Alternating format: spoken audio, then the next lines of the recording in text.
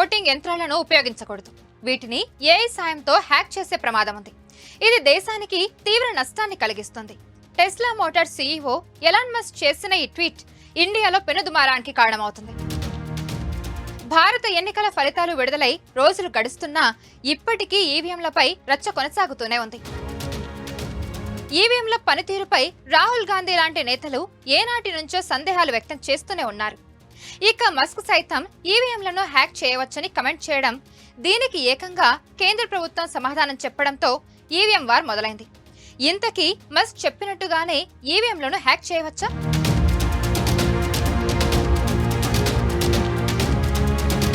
ఇటీవలే మహారాష్ట్రలో ఈవీఎంలను ఓటీపీ ద్వారా అన్లాక్ చేశారని ఆరోపణలు వచ్చాయి.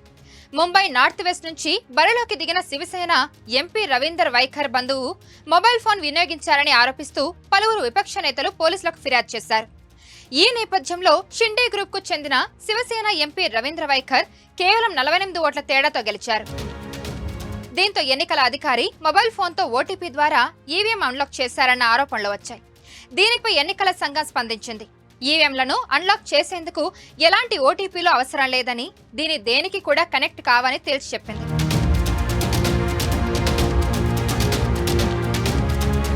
అటు రాహుల్ గాంధీ ఈవీఎంలపై తన పోరును కంటిన్యూ చేస్తూనే ఉన్నారు. మస్క్ ట్వీట్ కు సపోర్ట్ గా నిలుస్తూ ఈవీఎంలు బ్లాక్ బాక్స్ లాంటివని కమెంట్ చేశారు.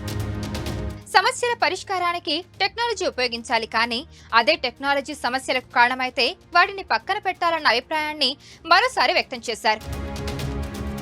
ఇటు ఏపీ ఎన్నికల్లో ఘోరంగా ఓడిపోయిన వైసీపీ సైతం ఈవీఎంలపై సందేహాలు వ్యక్తం చేస్తూ ట్వీట్స్ పెడుతోంది. బ్యాలెట్ విధానంలోనే ఎన్నికలు జరగాలని ఏపీ మాజీ సీఎం జగన్ అభిప్రాయపడుతున్నారు.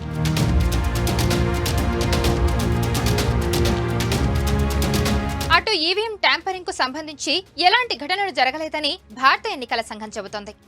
ఈవీఎంలను హ్యాక్ చేయడం సాధ్యం కాదని chief election commissioner Rajiv Kumar అనేక సందర్భాల్లో చెప్పుకొచ్చారు. సుప్రీంకోర్టు కూడా ఈ విషయంలో ఎన్నికల సంఘాన్ని సమర్థించింది.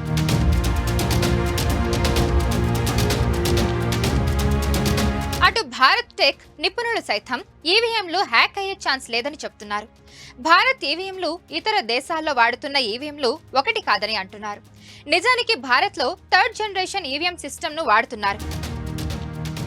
ఇవి ఇంటర్నెట్ కు కనెక్ట్ అవ్వవని, ఎలాంటి బ్లూటూత్ లేదా వైఫైకి లింక్ అవ్వవని టెక్ ఎక్స్పర్ట్స్ అభిప్రాయపడుతున్నారు. ఇంటర్నెట్ కనెక్షన్ లేకుండా హ్యాకింగ్ చేయడం చాలా కష్టమైన విషయమని, అలాంటిది అసలు నెట్ కనెక్షనే లేని భారత్ ఈవీఎంలను ఎలా హ్యాక్ చేస్తారని ప్రశ్నిస్తున్నారు. అమెరికాలో ఈవీఎంలు వేరు అని గుర్తు చేస్తున్నారు.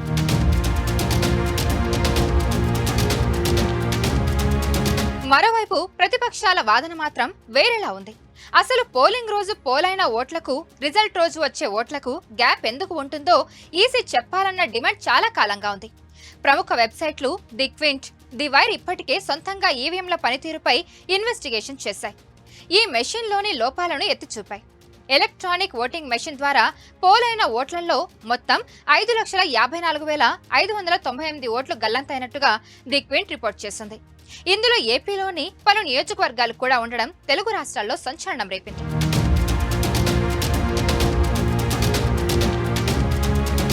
అటు యూరప్, ఉత్తర అమెరికాలోని దేశాలు ఈవీఎంలకు దూరంగా ఉన్నాయి.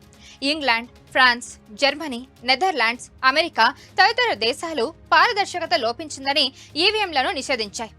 ఈవీఎంలను నిషేధించిన దేశాలన్నీ సాంకేతికంగా ఎంతో అభివృద్ధి చెందిన పెద్ద దేశాలు కావడంతో మన దేశంలో కూడా పలు పార్టీలు ఇదే విధమైన డిమాండ్ చేస్తున్నాయి.